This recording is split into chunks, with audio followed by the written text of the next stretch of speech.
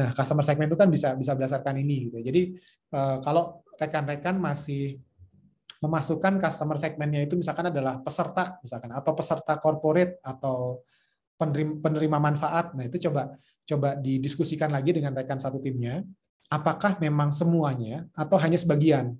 Misalkan tadi saya mengibaratkan kalau di bank, pelanggannya Bank BRI itu ada mulai dari petani di desa sampai ke konglomerat gitu ya. Itu ada semua. Dari mulai orang yang pendidikan yang pemalu sampai orang yang selebritis. Nah, kita mau menyasar yang mana sih gitu. Nah, itu pertama coba didiskusikan lagi mengenai customer segmentnya. Lalu setelah customer segmentnya ditetapkan, berikutnya kita coba lihat dia punya job to be done apa dan juga problems apa.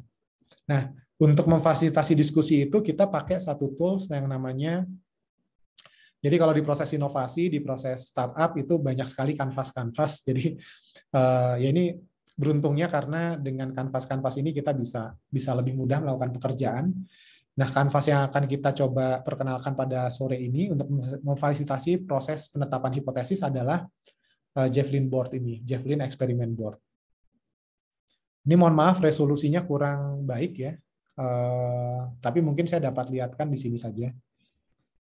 Tapi nggak apa deh. Oh ya, mungkin di sini dulu ya. Di sini mana nih? Oh, sini. Ya. Ini kita lihat di bagian yang sini. Ya. Jadi Javelin Board ini ada dua bagian, bagian yang kiri dan bagian yang kanan, dibatasi oleh kolom ini ya. Bagian yang kiri ini adalah namanya brainstorm area. Jadi area kita dalam tim untuk brainstorming. Apa yang kita brainstorming? Yang kita brainstorming adalah tadi identifikasi awal. Teman-teman dalam tim kan sudah mengidentifikasi awal ya. Customer tertentu punya problems tertentu gitu. Nah, ini kita brainstorming lagi. Jadi di area brainstorming ini nanti teman-teman mulai dari brainstorming customer dulu. Di sini ada arahannya nih, time limit 5 menit. Katanya jangan lama-lama. Karena kalau di prinsipnya Lean Startup itu katanya ilmu itu, fakta itu adanya di luar gedung, bukan di dalam gedung.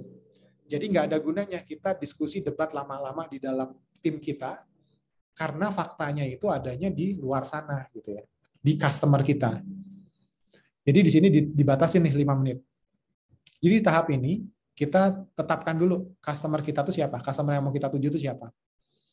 Nah, contohnya misalkan saya punya ide nih, saya punya ide untuk bikin aplikasi Android yang bisa membatasi penggunaan handphone. Nah, kita brainstorming deh kira-kira siapa ya customer yang bisa ditawari solusi itu. Siapa customer yang bisa ditawari solusi aplikasi untuk membatasi penggunaan handphone. Ada yang bilang misalkan dalam tim saya, yang pertama adalah kayaknya bisa kita tawarin ke ibu-ibu gitu ya, atau orang tua yang punya anak usia SD SMP. Atau ada juga yang bilang itu kayaknya bisa kita tawarin kepada perusahaan yang menggunakan gadget untuk operasional gitu ya. Ini ada dua nih. Nah, nanti mungkin banyak lagi. Nah, setelah 5 menit berikutnya tim menetapkan saya memilih yang ini deh gitu ya, bukan yang ini. Nah, itu yang dipilih ini pindah ke sini nih. Pindah ke sini. Nah, jadi yang di sebelah kanan ini adalah namanya execution area. Area untuk eksekusi. Kalau di sini area untuk brainstorming, di sini adalah area untuk eksekusi. Dan di sini ada beberapa kolom. Ada kolom pertama, kolom kedua. Ini maksudnya adalah eksperimen. Ini eksperimen pertama, eksperimen kedua, dan seterusnya. Eksperimen itu adalah kegiatan validasi. Jadi awalnya kita tanya nih ke tim, ide kita ini kayaknya bisa dimanfaatkan oleh customer siapa saja ya. Tadi misalkan ada dua ini, kemudian setelah ada dua atau ada lebih dari dua alternatif, lebih dari satu alternatif, didiskusikan dan ditetapkan mau pilih customer yang mana. Oh, tadi misalkan kalau gitu saya pilih customer yang ini deh, gitu ya. Oke. Berikutnya, problemnya apa? Sama prosesnya, kita diskusi dan brainstorming. Misalkan, oh kalau ibu-ibu dengan anak usia 6-15 tahun, dia punya problem sini nih. Nah, di sini out of topic dulu. Di sini langsung problems, tidak ada jobs to be done. Memang biasanya orang langsung loncat ke problem tanpa identifikasi dulu jobs to be done. Dan itu dari pengalaman saya, biasanya yang loncat seperti itu kurang spesifik, kurang jeli gitu pada akhirnya. Jadi di sini saya sarankan, walaupun di sini hanya problems, tapi di sini sudah mengkombinasikan jobs to be done-nya juga. Ya, termasuk sudah ada identifikasi jobs to be done. Sebagai contoh, di sini jobs to be done-nya adalah card ini ya, memastikan tidak ada dampak negatif tapi kesulitan mengawasi penggunaan gadget anak. Jadi orang tua yang punya anak usia SD SMP, dia itu butuh aplikasi untuk membatasi gadget karena dia ingin memastikan bahwa anaknya itu tidak terpapar dampak negatif dari gadget. Tapi dia selama ini kesulitan untuk mengawasi penggunaan gadget oleh anaknya. Gitu. Jadi yang ini adalah jobs to be done. Memastikan tidak ada dampak negatif untuk anak dari gadget. Tapi yang bawah ini adalah problems. Gitu.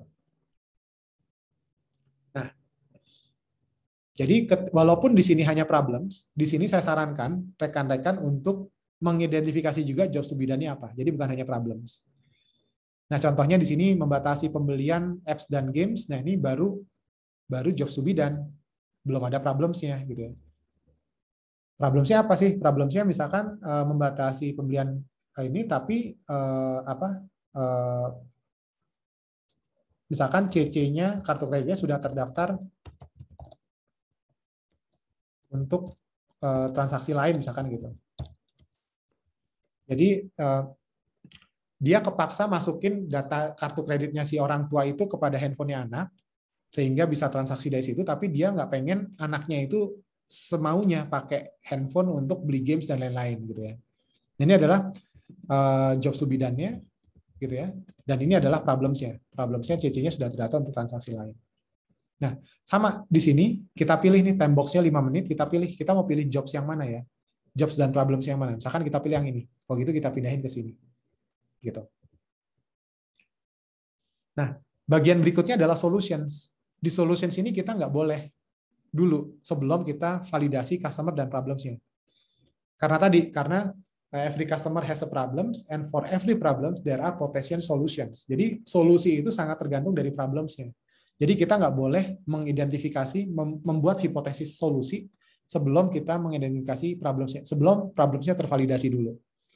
Walaupun contoh yang tadi kita sudah beranjak dari solusi, kita mau bikin ini gitu. Kita punya ide bikin ini nih gitu. Tapi sebelum ini kita validasi, kita nggak boleh dulu masuk ke solusi. Karena solusi itu bisa jadi lebih spesifik dari itu. Bukan hanya sekedar aplikasi pembatas penggunaan gadget, bukan seperti itu. Tapi lebih spesifik. Misalkan yang dibatasi itu apanya? Misalkan kontennya kah, jamnya kah, atau aplikasinya kah, atau seperti apa. Ya, jadi seperti itu. Nah, jadi ini di skip dulu, solution. Lalu yang berikutnya adalah assumption itu apa yang kita identifikasi. Kita brainstorming dulu untuk hipotesis ini, untuk satu kelompok hipotesis ini, customer ini punya problems ini, asumsinya apa saja yang perlu kita uji. Nah, di sini kita list juga asumsinya. Nah, asumsi itu apa sih gitu ya? Asumsi itu apa? Karena kan tadi hipotesis sudah.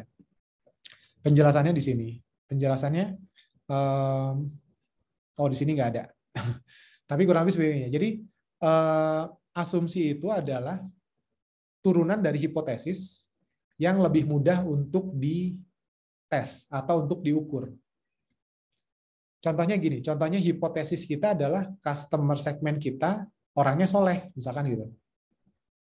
Soleh itu kan sulit untuk diukur ya, tapi kita bisa mengukur kesolehan itu misalkan dari frekuensi ibadahnya, dari jumlah donasinya, misalkan kayak gitu. Nah, jadi analogi dengan itu, maka hipotesisnya itu adalah kesolehan, tapi asumsinya itu adalah tadi, seberapa sering dia sholat, segala macam, gitu, misalkan kayak gitu. Nah, jadi sekali lagi, asumsi itu adalah turunan dari hipotesis, di mana kalau asumsi itu tidak benar, maka hipotesisnya salah. Tapi kalau asumsi itu benar, maka hipotesisnya benar. Jadi hipotesis asumsi itu adalah turunan dari hipotesis. Lalu bagaimana cara kita menurunkan hipotesis menjadi asumsi? Caranya adalah dengan mengidentifikasi ini, tindakan, pikiran atau perilaku. Contohnya ini, hipotesis customer segmen ini, wanita yang berusia memiliki anak berusia sekian, job to be done-nya adalah memastikan anak tidak terpapar dampak negatif dari gadget, dan problemnya adalah sulit untuk mengawasi penggunaan gadget oleh anak. Maka asumsinya kita turunkan kira-kira apa saja tindakan, pikiran, dan perilaku yang menggambarkan ini, yang mewakili ini. Nah, kita bisa list nih. Pertama, asumsinya adalah orang tua memberikan akses gadget kepada anaknya, baik minjemin maupun ngasih gadget khusus untuk dia. Karena kalau asumsi ini nggak ada, maka ini nggak ada nih, gitu ya. Asumsi yang kedua, misalkan apa? Jadi jangan ketika kita menurunkan asumsi nggak usah mikir oh ini asumsi yang silly lah gitu, jangan mikir itu dulu ya. Kan ini terlihat silly gitu ya. Cuman nggak apa-apa kita tulis aja dulu. Asumsi yang kedua, orang tua tidak selalu berada di sebelah anaknya ketika menggunakan gadget. Kenapa ini menjadi asumsi? Karena kalau dia orang tua itu minjemin gadget ke anaknya dan ketika gadgetnya itu dipinjemin dia nungguin terus, maka kekhawatiran ini nggak ada. Karena kan dia ngeliatin terus tuh gitu ya. Terus asumsi yang ketiga misalkan adalah orang tua menganggap anaknya belum cukup bijak untuk membatasi penggunaan gadget. Ini juga asumsi yang sesuai dengan ini. Kenapa? Karena kalau dia percaya anaknya udah bijak, dia nggak punya kekhawatiran ini gitu. Lalu yang berikutnya adalah orang tua percaya anaknya cukup tech savvy untuk mengeksplor gadget gitu ya. Nah ini kenapa ini berkaitan dengan ini karena kalau anaknya nggak tech savvy, nggak apa tech savvy itu lawannya gaptek gitu ya. Kalau anaknya canggih gitu dan orang tuanya gaptek, maka itu resiko anaknya untuk menyalahgunakan gadget lebih tinggi. Dan berikutnya orang tua percaya anaknya cukup tech savvy untuk menyembunyikan informasi pemakaian. Misalkan dia ngakses konten pornografi dan dia sembunyiin historinya atau bahkan dia simpan di folder khusus yang nggak bisa dibuka orang lain. Nah, kalau dia percaya orang tua percaya anaknya kayak gitu, maka dia mendukung ini, asumsi ini, dan seterusnya. Sampai ke yang terakhir, misalkan orang tua sudah berupaya untuk mengecek riwayat penggunaan gadget oleh anaknya. Nah, ini adalah asumsi juga yang membatasi ini. Yang mewakili ini, maaf. Nah, ini kita lihat nih, jadi satu hipotesis ini asumsinya bisa macam-macam. Bisa berupa tindakan, pikiran, atau perilaku. Percaya ini adalah pikiran. Tindakan ini adalah misalkan memberikan ini tindakan. Lalu berikutnya adalah perilaku atau mengecek riwayat ini adalah tindakan. Perilaku ini adalah yang rutin terjadi ya, misalkan tidak selalu berada segala macam. Jadi kita turunkan dalam bentuk seperti ini. Jadi satu hipotesis itu turunannya banyak sekali asumsinya. Yang mana yang mau kita tes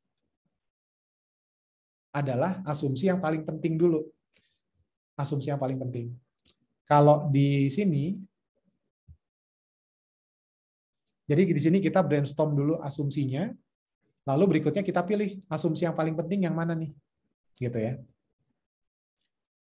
Nah di sini kita lihat dari sekian banyak asumsi tadi, kira-kira yang paling penting yang mana? Nah kriteria yang paling penting itu kita bisa petakan berdasarkan ini. Yang mana yang paling penting? Tergantung ini. Yang pertama adalah di sini ada sumbu. Yang pertama adalah kemungkinan hipotesisnya salah. Sama dampak ketika hipotesis itu salah. Jadi ini adalah kemungkinannya dan yang ini adalah dampaknya. Kalau kemungkinannya sangat tinggi dan dampaknya sangat besar, maka dia menjadi sangat beresiko. Dan sebaliknya kalau dia kemungkinannya terjadi sangat kecil dan dampaknya juga sangat kecil, maka dia sangat tidak beresiko. Nah, kalau kita lihat di sini, orang tua memberikan akses gadget kepada anaknya. Oh, ini sih udah hampir pasti benar. Karena kita ngelihat ke mall, ke restoran, atau kita ngelihat di sosial media segala macam, itu anak-anak udah pakai gadget sendiri. Jadi dia masuk ke kategori di sini. Karena dia kemungkinan salahnya tuh sangat rendah.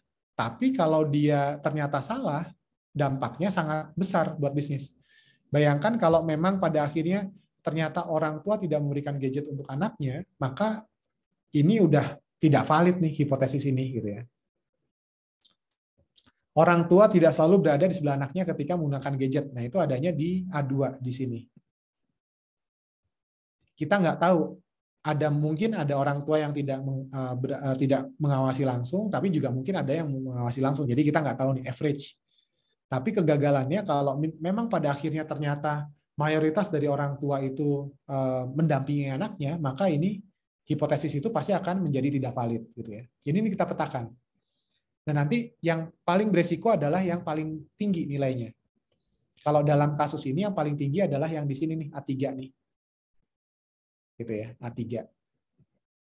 A3 ini adalah yang di sini, yang orang tua menganggap anaknya belum cukup bijak, misalkan kayak gitu. Nah, kenapa kok yang dipilih A3? Nah, itu di sini memang ada subjektivitas ya, ada personal judgment juga, tapi itu nggak masalah karena memang itu tidak bisa dihindari.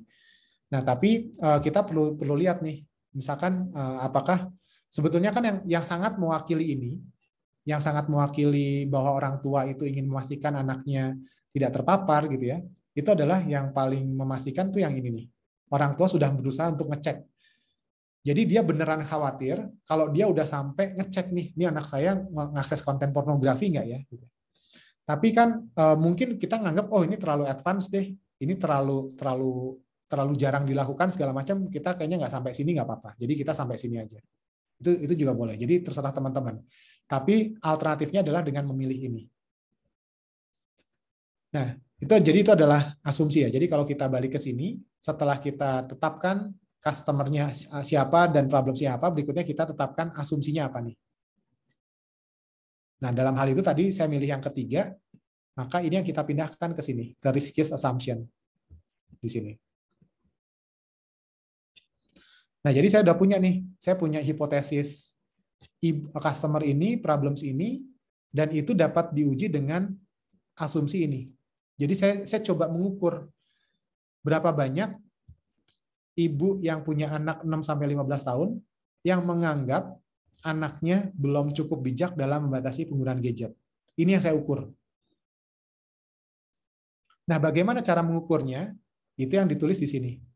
Nah, di sini ada perbedaan versi antara Javelin Board yang ini dengan yang ada di presentasi saya. Tapi minor perbedaan versinya. Perbedaan versinya adalah, kalau yang di slide saya, tulisannya adalah method and success criterion. Tapi kalau di sini hanya success criterion. Nah, method itu artinya apa? Method itu artinya adalah eksperimen apa yang akan kita gunakan. Nah, teman-teman belum diajari tentang jenis-jenis eksperimennya. Tapi sekilas, eksperimen yang akan kita lakukan pertama adalah interview. Gitu ya. Tapi ada cukup banyak nih, kayak misalkan eksperimen dengan cara berjualan, itu juga bisa kayak di sini. Interview sale. Jadi itu adalah pertama. Jadi method itu adalah kita mau pakai eksperimen tipe yang apa. Yang berikutnya, success criterion adalah gimana caranya kita mengidentifikasi atau mengetahui bahwa asumsi ini tervalidasi. Kita tetapkan berdasarkan angka fraksi seperti ini. 5/20 misalkan. Atau misalkan di sini 8/10. Jadi kalau ternyata pada akhirnya kita dapat hasilnya, kita udah menginterview 10 orang, dan yang menyebutkan bahwa mereka khawatir itu hanya, atau yang mereka menyebutkan bahwa anaknya belum cukup bijak itu hanya 7 orang, maka asumsi itu tidak valid. Hipotesis itu gagal, hipotesis itu tidak valid. Demikian juga ketika kita sudah mendapatkan, kita sudah menginterview katakanlah 7-9 orang, dan kita sudah mendapatkan, mungkin bukan kayak gitu. Contohnya mungkin angka yang lain. Misalkan kita tetapkan di sini target kita adalah misalkan 10/20 gitu ya. Misalkan kita sudah menginterview 8 orang. Lalu kemudian, atau biar jelas di sini aja deh, balik sini. Nah, misalkan kayak gini. Jadi minimum success criterion itu adalah angka yang seperti ini ya, fraksi seperti ini. Total respondennya dan juga jumlah validasi positifnya. Kalau misalkan kita sudah menginterview 30 dan kita mendapatkan yang validasi positifnya adalah 21, maka hipotesisnya valid. Tapi kalau kita 30 dan ini di bawah, maka tentu tidak valid. Nah, yang sering jadi pertanyaan adalah misalkan kalau kita mendapatkan hasil seperti ini. Misalkan di sini adalah 10/15. Nah, kalau saya baru menginterview 15 orang dan 10 diantaranya ngomong valid, apakah ini sudah bisa dianggap valid atau belum? Jawabannya adalah menurut Linsarab belum. Kenapa? Karena bisa jadi, walaupun 10/15 ini secara persentase, sama ya, maaf, misalkan ini 12/15. Walaupun 12/15 ini secara persentase lebih besar dibandingkan dengan 20/30, tapi bisa jadi ketika ini angkanya bertambah menjadi 30, ini hanya naik sampai 17, misalkan kayak gitu. Jadi, dua-duanya harus terpenuhi, bukan hanya persentase. Jadi kenapa ini ditampilkan dalam bentuk angka rasional seperti ini? Angka rasio, bukan angka persentase, karena dua-duanya ini harus terpenuhi untuk supaya valid, gitu ya. Nah, pertanyaan lanjutannya adalah angkanya harus berapa nih? Kenapa 30? Kenapa nggak 10? Kenapa 20/30? Kenapa nggak 15/30? Jawabannya adalah tergantung kita, confidence level kita. Jadi eksperimen ini gunanya untuk kita sendiri. Eksperimen ini gunanya bukan untuk orang lain. Kalau kita melakukan survei, misalkan survei pilihan pilpres misalkan, itu kan konsumennya orang lain, yang menggunakan data itu kan orang lain, bukan kita si pelaku surveinya. Maka kita harus valid benar-benar. Tapi kalau dalam minimum success criterion ini yang menggunakan hasilnya adalah kita. Jadi terserah kita. Nah, kapan kita harus ngeset tinggi, kapan kita harus ngeset rendah adalah jawabannya tergantung dari resiko kita di tahap berikutnya. Analoginya gini, misalkan kita suatu saat, kita sekarang udah bisa naik sepeda nih. Suatu saat kita pengen bisa downhill. Downhill nurunin tebing batu yang kanan kirinya jurang. Berani nggak kita langsung dari sini ke sini? Jawabannya pasti nggak berani kalau orang normal gitu. Dia mungkin latihan dulu naik sepeda di jalan tanah, dia kemudian latihan naik sepeda nuruni bukit tapi yang masih landai dan kiri kanannya masih sawah gitu ya. Baru kemudian dia naik sini. Nah, angka yang tadi kita dapat analogikan di sini. Kalau kita mau naik dari sini ke sini, mungkin angkanya nggak usah terlalu tinggi. Tapi kalau kita mau naik dari sini ke sini, mungkin angkanya harus tinggi. Karena resiko di tahap berikutnya ini sangat tinggi. Kalau naik dari sini ke sini, mungkin angka sukses kriterianya ini nggak usah terlalu tinggi. Gitu ya, kurang lebih seperti itu. Nah, jadi kurang lebih seperti itu adalah Javelin Board yang teman-teman bisa gunakan pada sesi sekarang untuk mempertajam apa yang teman-teman sudah dapat menjadi suatu rencana eksperimen. Jadi sampai di sini nanti misalkan di sini saya tambahkan misalkan di sini method and success criteria, misalkan di sini adalah interview dengan katakanlah 20/30 misalkan kayak gitu ya. Jadi saya di sini untuk eksperimen untuk menguji asumsi ini saya akan melakukan interview kepada 30 orang dan hasilnya saya anggap valid kalau 20 orang minimal diantaranya bilang iya. Kurang lebih begitu. Nah, jadi hari ini sampai di sini saja. Sampai teman-teman bisa menyusun kolom pertama ini. Ya, saya kira sudah cukup penjelasannya sebelum jadi kita bisa breakout room. Oh ya, mungkin sekilas sebelum breakout room, ini sangat penting. Mungkin teman-teman sudah dibahas juga di sesi di minggu sebelumnya, tapi mungkin nggak ada salahnya saya sampaikan kembali. Di sini kan teman-teman pakai post-its ya. Kalau tidak pandemi biasanya ini offline, orang nempel-nempel, orang nyatet lalu nempel-nempel. Kenapa sih kok harus pakai post-its gitu ya?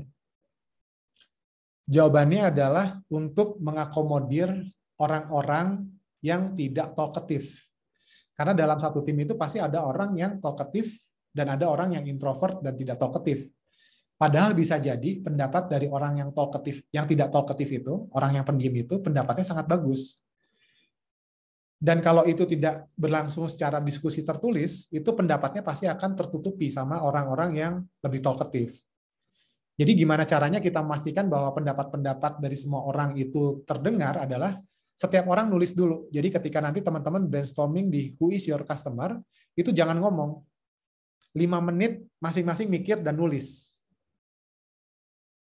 Ya kalau di sini sih langsung ngetik gitu ya, langsung ngetik, langsung nempel di sini. Tapi jangan ngomong dulu. Nah setelah 5 menit, berikutnya teman-teman diskusi, oh kita mau pilih yang mana nih, gitu ya. Kalau terjadi musyawarah mufakat, maka itu langsung dipilih. Tapi kalau ternyata tidak terjadi musyawarah mufakat, maka dapat dilakukan mekanisme voting. Demikian juga untuk proses berikutnya. Jadi selalu seperti itu. Jadi diawali dengan diskusi secara tertulis dulu, setiap orang menuliskan ide-idenya, baru kemudian musyawarah untuk menetapkan mana yang mau dipilih, atau kalau deadlock, lakukan voting. Kurang lebih begitu. Ya, jadi itu adalah penjelasan Javelin Board. Jadi setelah teman-teman tadi tahu hipotesis itu apa, lalu kemudian eksperimen itu apa, dan bagaimana cara kita mempersiapkan eksperimen, sekarang kita bisa masuk ke breakout room ya, untuk teman-teman bisa mencoba untuk menemukan ini, untuk melakukan proses ini.